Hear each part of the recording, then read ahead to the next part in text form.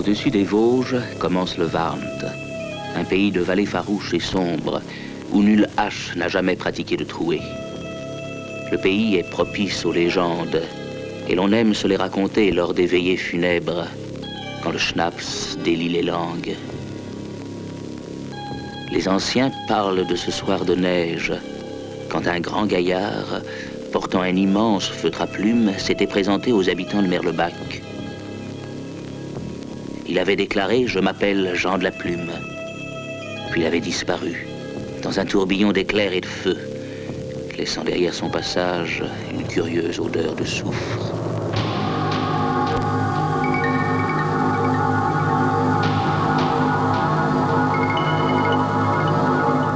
Je vais vous faire voir.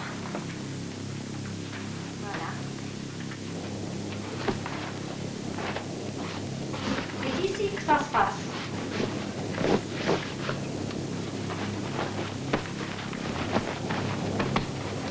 Mon frère, la nuit, il dormait pas. La journée, il dormait comme un loir. La nuit, dès qu'on le mettait au lit, il braillait comme tout. Bon, ma mère a trouvé ça quand même bizarre, hein, sur le coup. Hein. Et bon, on avait un voisin qui était un curé. Et ma mère en a parlé à ce curé. Et elle lui a expliqué le truc. Alors, le curé lui a dit, bon, il faudrait regarder dans le lit. Ma mère, effectivement, a regardé dans le lit, puis on a trouvé un truc fait en plume.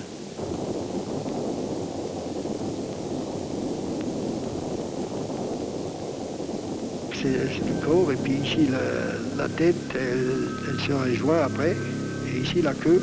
Mais on pourrait déjà dire que c'est le corps de l'oiseau qui est déjà formé là.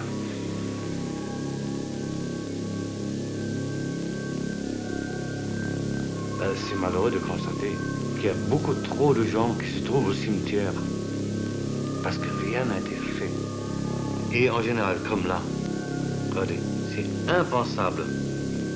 On trouve même une ficelle dedans que les gens n'emploient jamais lorsque ils font les oreillers ou les étourdants. Cela n'existe pas, même pas dans le commerce. On n'arrive pas à trouver la ficelle qu'il y a là. Ça, c'est un cas flagrant. Ne vous en faites pas. Je l'ai neutralisé avant. Allez voir ça.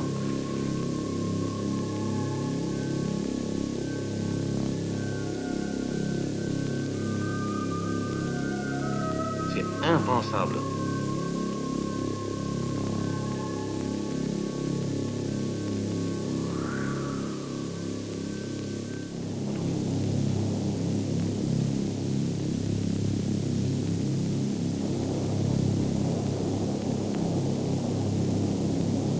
Tout a commencé le lendemain de la Seconde Guerre mondiale, en 1949, dans la petite ville minière de Merlebach. Chaque jour, 3000 hommes descendaient à la mine, à 800 mètres sous terre. Le travail ne manquait pas, il fallait reconstruire et extraire toujours plus de charbon. Les services de jour et de nuit se succédaient à un rythme soutenu, scandé par la remontée et la descente des cages. Et pourtant, depuis plusieurs jours, un malaise indéfini planait au-dessus des baraques de la rue d'Oradour. Et cela depuis le vendredi 15 novembre 1949. Plusieurs jeunes enfants étaient subitement tombés malades. Les médecins alertés baissaient les bras devant les symptômes inconnus. Le mal, c'était une sorte de maladie de langueur, un amaigrissement d'une rapidité telle qu'il laissait les parents désarmés. Les enfants ne dormaient plus, ou s'ils dormaient se réveillaient à heure fixe et se mettaient à hurler. Puis ils mouraient, provoquant l'effroi dans tout un quartier.